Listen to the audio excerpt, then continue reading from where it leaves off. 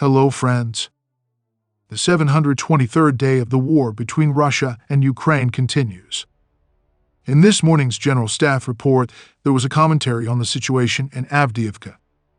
It is stated that Russian troops are trying to surround the city and are attacking, among other things, the village of Yevhenii. I note that it is located to the west of Avdiivka and is on Highway 542, which used to supply the city.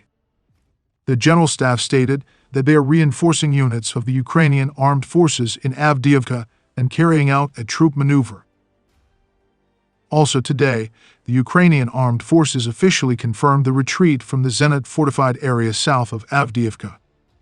After many months of confrontation, the command decided to withdraw from the Zenit position to the southeastern outskirts of Avdiivka.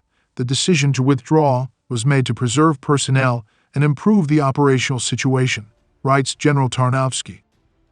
And he says that tactically occupying these positions does not provide the Russians with a strategic advantage and does not change the situation in this direction.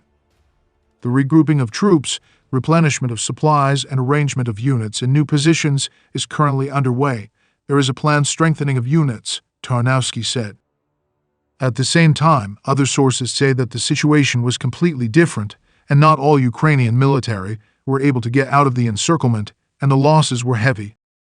In recent days, the positions there have been completely surrounded. Today, the main forces retreated from their positions, but not everyone managed to get out, the Deep State Telegram channel reported yesterday. Today, the Ukrainian military confirmed this.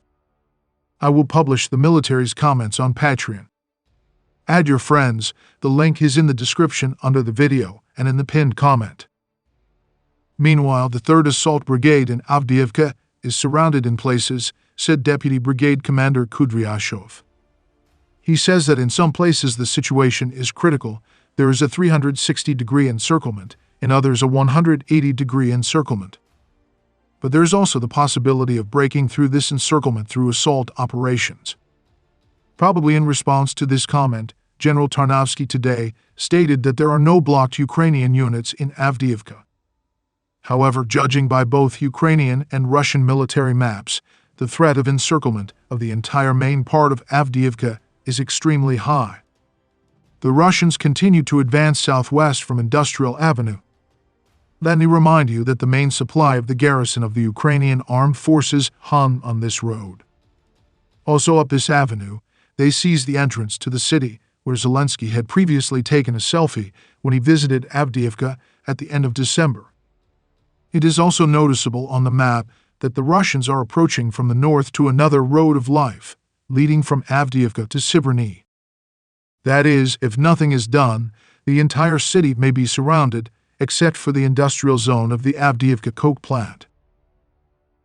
Also, Ukrainian telegram channels today confirmed the loss of the Donetsk filtration station east of Avdiivka, which the Russians reported yesterday. Before the start of a full-scale war, the station was in the gray zone and under OSCE control, provided water supply to the Donetsk region. After the start of the open Russian invasion, the station came under the control of the Ukrainian army. The enemy's advance in this area is up to 1.95 kilometers wide and up to 700 meters deep. In the northern part of Avdiivka, Russian troops continue assault operations in the direction of Fire Station No. 13, Avdiivka Metal Structures Plant, and Shestakova Street. On the southern flank of Avdiivka, the enemy established control over the fortified area Cheboshka and the gardening community Vineyards 2. Advancement in an area up to 1.8 kilometers wide and to a depth of up to 700 meters. In such a situation, the Ukrainian armed forces are left with two options: or counterattack the claw of the Russians from Industrial Avenue and Brevno in order to restore control over the routes to Avdiivka, or, in order to avoid being surrounded, leave the southern part of Avdiivka, taking up a new line of defense in the area of the coke plant. What tactics the command of the Ukrainian army chose is still not completely clear. The authorities' comments are twofold. On the one hand, they say that they prioritize saving the lives of soldiers and do not hold on to positions that are inconvenient for defense, that is, they are ready to retreat.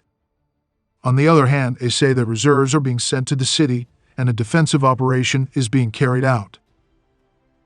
Zelensky's commentary is roughly in this spirit. He said that the Ukrainian military is heroically defending strategic things, logistical routes that can lead the enemy to advance. I won't say what new approaches they are using. Their task is to do everything to protect our people. This is the main signal from me. Our military is the most important thing we have, and this is our most important weapon, he said Zelensky. At the same time, General Tarnowski makes it clear that counterattacks are being carried out and reinforcements are being brought in. According to him, the city is undergoing a planned strengthening of units. Logistics is working, raids and strikes are being carried out in order to expand logistics corridors. And ammunition and weapons are supplied in increased volumes. That is, according to this rhetoric, there is no talk of leaving the city. But let's see how things will be in the near future. So far from the statements of the Ukrainian military, monitoring publics and experts, it becomes obvious that the Russians in Avdiivka have a multiple advantage both in personnel and in firepower. Such an advantage, it should be noted, existed earlier, even at the beginning of the assault on the city. But then we defended behind the fortifications that had been erected in Avdiivka for many years. And now many of these fortified areas have been broken through by the Russians, and in urban battles the enemy's superiority in manpower and equipment becomes decisive. Especially Ukrainian experts and military personnel note the effectiveness of Russian-controlled air bombs, which destroy the positions of the Ukrainian armed forces in Avdiivka and make it possible for the Russians to advance.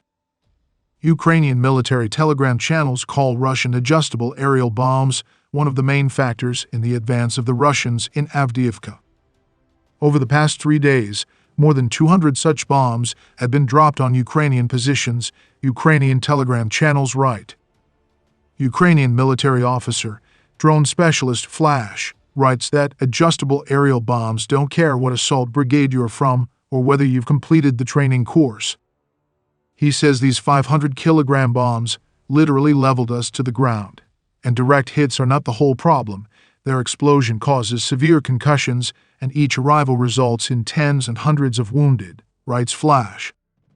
The 3rd Assault Brigade, which, according to its statements, was redeployed to the coke plant, also says that the plant is constantly being bombed with aerial bombs.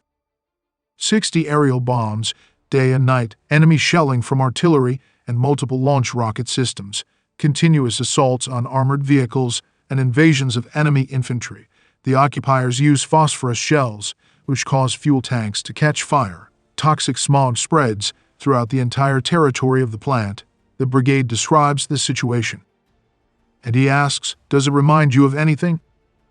Obviously, this refers to Azov's hideout in Mariupol at the Azovstal metallurgical plant. Also, the speaker of the 3rd Assault Brigade said that the ratio of forces in the Avdiivka area is 1-7, and the situation in this area itself is critical. According to him, the Russian troops fighting in Avdiivka are more professional than they were in Bakhmut. In Bakhmut, let me remind you that the Russian side was fighting the PMC, Wagner, which suffered record losses there, exceeding the level of losses of the Red Army in the Second World War.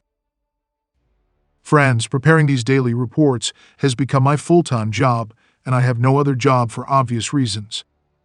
There have been few views on the channel lately, which is why I ask for your help. If you have the opportunity to support me financially, I would be very grateful. Thank you very much and see you in the next video.